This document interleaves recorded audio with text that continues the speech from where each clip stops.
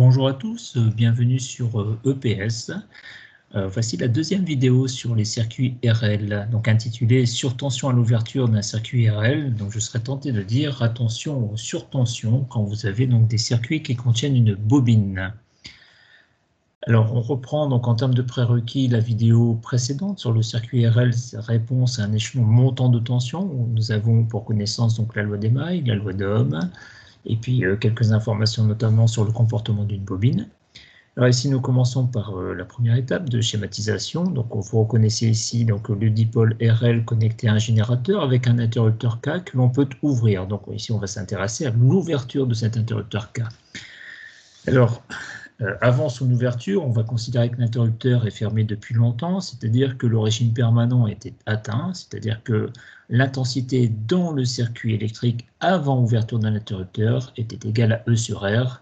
Donc pour cela, se reporter à la vidéo précédente sur la réponse à un échelon montant de tension. À l'instant t égale 0, on ouvre l'interrupteur K et là on va s'intéresser à ce qui se passe lors de l'ouverture de cet interrupteur K. Alors pour la mise en équation, on a besoin de nouveau de la loi d'Emaille. Alors si j'écris la loi d'Emaille dans ce circuit en considérant une tension que je vais noter UK aux bornes de cet interrupteur K, on va donc avoir la tension aux bornes du générateur qui sera égale à un instant t à la tension aux bornes de l'interrupteur K plus la tension aux bornes de résistance plus la tension aux bornes de la bobine. Donc avec ce que nous connaissons,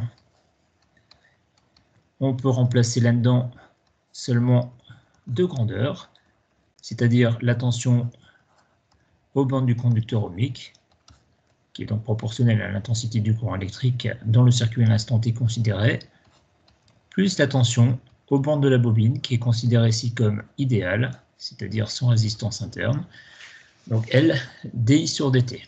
Alors voilà, pour la mise en équation, là, pour l'instant on ne peut pas aller beaucoup plus loin, voilà ce que l'on a pour cette équation. Alors maintenant il va falloir réfléchir pour la résolution.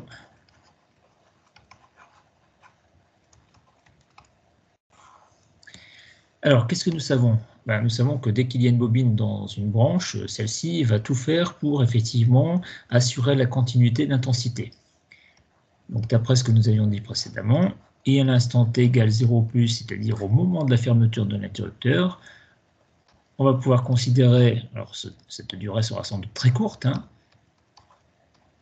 mais que ceci donc est égal à l'intensité du courant électrique à l'instant t égale 0-, c'est-à-dire juste avant la fermeture, c'est-à-dire à celle que nous avions considérée comme étant le régime permanent atteint. Si nous avons ceci, alors ça signifie que la tension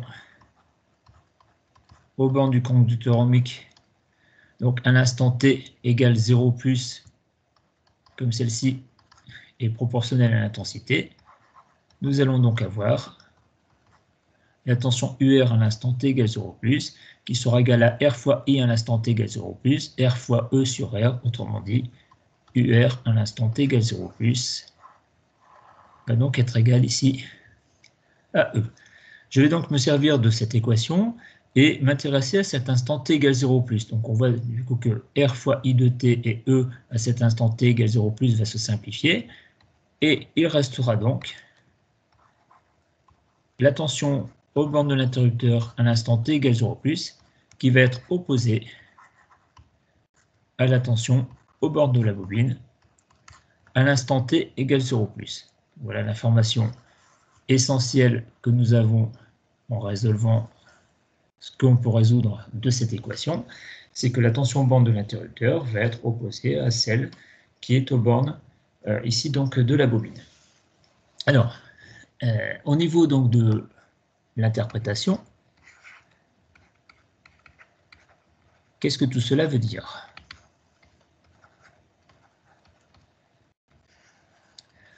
Alors, on va prendre quelques valeurs numériques. Alors, supposons que nous ayons donc une bobine, alors supposons assez importante, inductance de 1 Henry.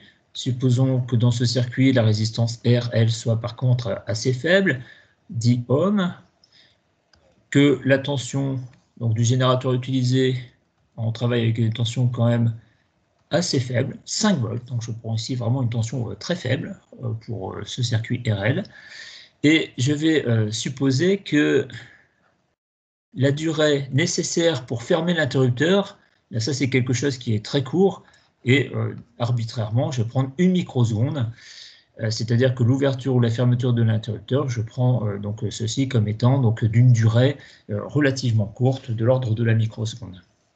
Alors, en prenant donc ces valeurs, ça va nous permettre d'évaluer donc la variation dI sur dt, donc autour de l'instant t égale 0. Donc on va pouvoir dire que dI sur dt, ici, donc à t égale 0 plus, mais ça sera à peu près égal donc à la variation de l'intensité. Donc ça va finir par être égal à 0 l'intensité. Voilà. Au départ, elle était égale à E sur R. Sur delta t, la durée nécessaire pour l'ouverture de l'interrupteur, donc la microseconde, c'est-à-dire ici 10 puissance moins 6 secondes. Alors, si on regarde un petit peu et qu'on remplace par les valeurs, ici, on va donc avoir quelque chose qui va être de l'ordre de moins E sur R fois 10 puissance 6. Et moi, ce qui m'intéresse, c'est d'évaluer la tension ici, donc aux bornes de l'interrupteur, hein, qui sera égale, tout au moins en valeur absolue, à la tension aux bornes de la bobine.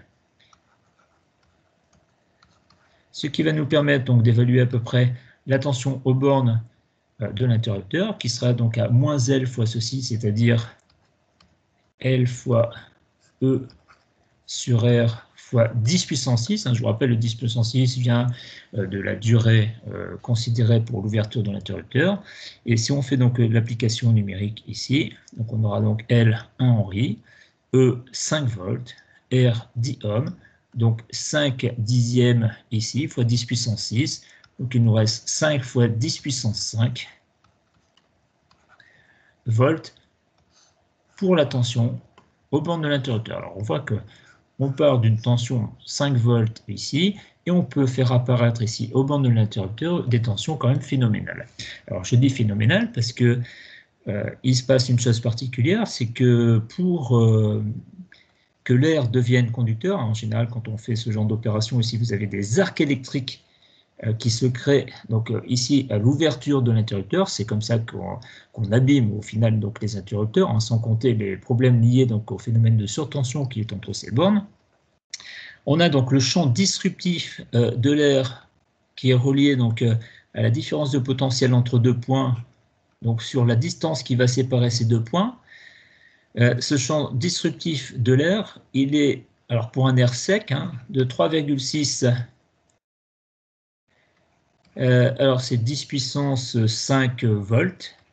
Hein.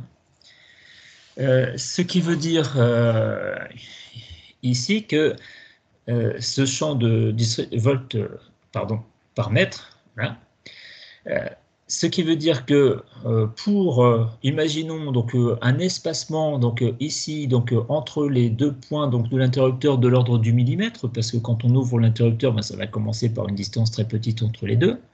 Donc supposons que en 1 microseconde, nous avons ouvert l'interrupteur d'1 millimètre. Ça veut donc dire que la tension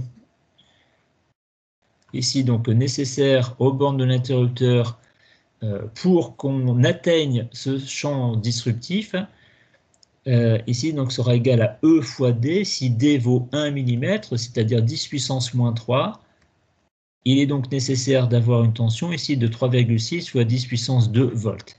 Alors évidemment, le 5 fois 10 puissance 5 volts est bien supérieur à la tension qui procurerait une étincelle, hein, ce qui veut dire que ici, forcément, au niveau de cet interrupteur,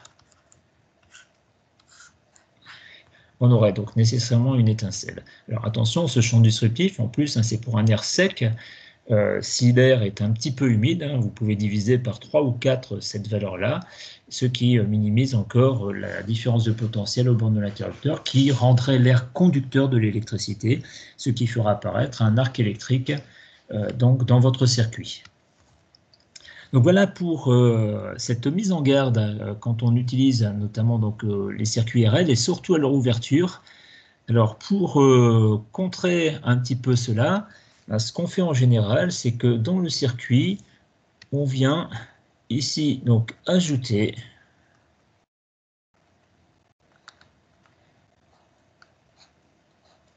ce qu'on appelle une diode de roue libre, de façon à ce que s'il y a ouverture de l'interrupteur, l'énergie qui était emmagasinée donc dans la bobine puisse se dissiper ici à travers R lors de l'ouverture de l'interrupteur, ce qui évite donc ici donc les étincelles au niveau de cet interrupteur. Donc on a une solution technique qui est assez simple, hein, une diode ça coûte quelques centimes d'euros, donc il vaut mieux effectivement prendre cette précaution en pratique.